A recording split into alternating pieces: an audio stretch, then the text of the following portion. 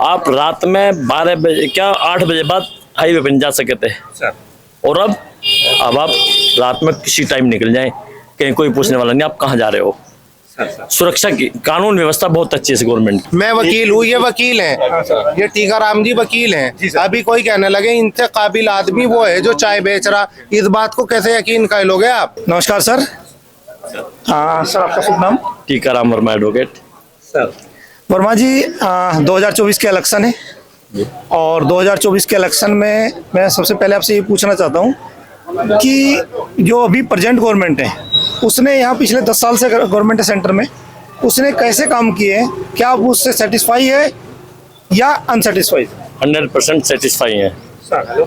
100% sir 100% तो exam में भी लाने में बहुत मेहनत करनी पड़ती है। 100% दे रही है गवर्नमेंट अपना। अच्छा जी हाँ। सर एक चीज बताइए, अभी इलेक्शन है तो क्या आप बदलाव नहीं चाहते हैं?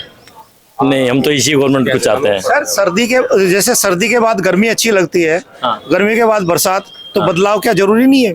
नहीं, वो प्रकृति का नियम है, ये प्राकृतिक चीज नहीं है। अच्छा। ये हमारे द्वारा चुनी जाएगी, आम पब्लिक के द्वारा चुनी जाएगी और पब्लिक जिसे चाहेगी वही आएगा। पब्लिक को बहुत चीज, अब क्या था पहले, क्या था 10 साल पहले जी सर, आप रात में 12 बजे क्या 8 बजे बाद हाईवे पर नहीं जा सके थे और अब आप रात में किसी टाइम निकल जाएं, कहीं कोई पूछने वाला नहीं। आप रात में 12 बजे क्या 8 बजे बाद हाईवे पर नहीं जा सके थे और अब आप रात में किसी टाइम निकल जाएं, कहीं कोई पूछने वाला नहीं आप कहाँ जा रहे हो।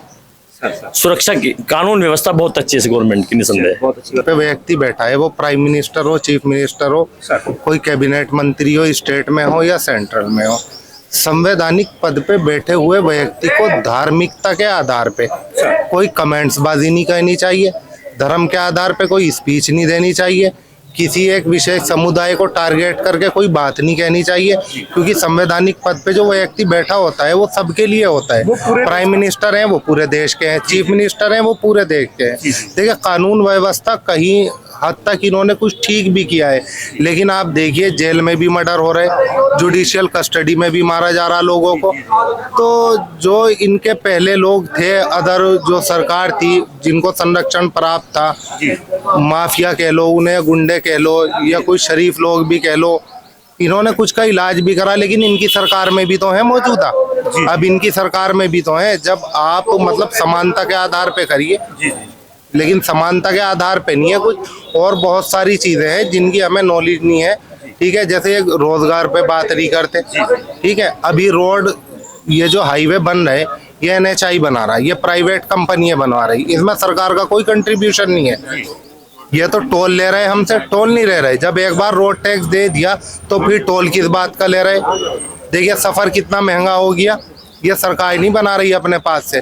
सरकार को अगर रोड बनाने, आप भैंसी से खतौली तक का है, ये सरकार के अंडर में आता है। इस रोड को जाके देख लो आप, भैंसी से खतौली पहुंचने में 5 किलोमीटर 20 मिनट लगेंगे। और जो NHI ने रोड बना रखा, जो प्राइवेट कंपनी ने बना रखा, जिसका हम टोल दे रहे, उस रोड को देख लो आप जाके, और कागजों में उठा के देख लो, भ्रष्टाचार भी तो देखो आप। वो भैंसी से खतौली तक का रोड 100 बार बन गया होगा, कागजों में बना होगा, असलियत में कुछ नहीं है। सभी लोग बोल रहे हैं कि महंगाई और बेरोजगारी बढ़ रही, इस पे आप क्या बोलेंगे? अब बिल्कुल महंगाई बढ़ नहीं रही, और बेरोजगार देख लो आप, गली मोहल्लों में जाके देख लो, गांव दर गांव देख सर, इसका कारण जिन्होंने M.Com MBA, ये बाहर जाके ये वो नहीं ला रहे, वहां से इंडस्ट्रीज नहीं ला रहे, इंडस्ट्रीज को बढ़ावा नहीं दे रहे, मल्टीनेशनल कंपनियों को ये छूट नहीं दे रहे टैक्स में, जिससे कि वो आके कुछ काम कर सकें। अब चाइना है, चाइना कहाँ पहुंच गया, ये प्रोडक्शन टैक्स कम कर दें। एक चीज बताइए, जब 2014 में हमारे देश की अर्थव्यवस्था जो थी वो वर्ल्ड में 11वें नंबर पे थी, अभी 5वें नंबर पे, इस हिसाब से तो हमारे देश का प्रोग्रेस हो रहा है। भाई इस बारे में मुझे जानकारी नहीं है जी, आप बतला रहे हैं, हो सकता है झूठ भी हो। सर झूठ नहीं है, ये इंटरनेशनल जो एजेंसीज है वो करती हैं, रेटिंग करती हैं। तो मुझे तो इतना पता, 2014 से पहले जब पूरे देश की, पूरी दुनिया की अर्थव्यवस्था डगमगा गई थी, मनमोहन सिंह जी ने इस देश की अर्थव्यवस्था को स्थिर बनाए रखा था। और मेरे एक बात समझ में नहीं आती, जो हमारे देश के प्राइम मिनिस्टर हैं वो कोई कॉन्फ्रेंस क्यों नहीं करते, जैसे मनमोहन सिंह जी ने की थी। सर मनमोहन सिंह ने तो सर मनमोहन सिंह जी ने तो 10 साल तक बोला ही कुछ नहीं है। नहीं एक तो घूम वो कर रहे वो प्राइम मिनिस्टर थे। नहीं वो देश के प्राइम मिनिस्टर थे, वो संवैधानिक पद पे बैठा हुआ एक नहीं, व्यक्ति वो प्राइम था, वो मिनिस्टर कोई नहीं एक तो आम कुछ- आदमी वो नहीं था कि सरकार गली थी। मोहल्ले में सर, गली मोहल्ले में वो एक इकोनॉमिक्स थे। तो कुछ लोग ये कहते हैं वो बेकार थे, बोलने से देश नहीं चलता, पॉलिसी से देश नहीं वो चलता है। डमी प्राइम मिनिस्टर नहीं नहीं नहीं डमी नहीं थे, वो पॉलिसी से चलता है सर, दुनिया- पॉलिसी से मैं चलता है, बोल- काबिलियत से चलता है। मैं वकील हूँ, ये वकील हैं, ये टीकाराम जी वकील हैं। अभी कोई कहने लगे इनसे काबिल आदमी वो है जो चाय बेच रहा, इस बात को कैसे यकीन कर लोगे आप? मैं माना कि वे दुनिया के बेस्ट इकोनॉमिस्ट थे, लेकिन ब्यूरोक्रेट और लीडर में अंतर होता है सर। आप इस पे क्या कहेंगे? अरे लीडर भी है लेकिन देश को भी तो चलाना है, सर नेतागिरी थोड़ा ही का ही नहीं है। हम प्रॉब्लम तो सारे गिनाते हैं,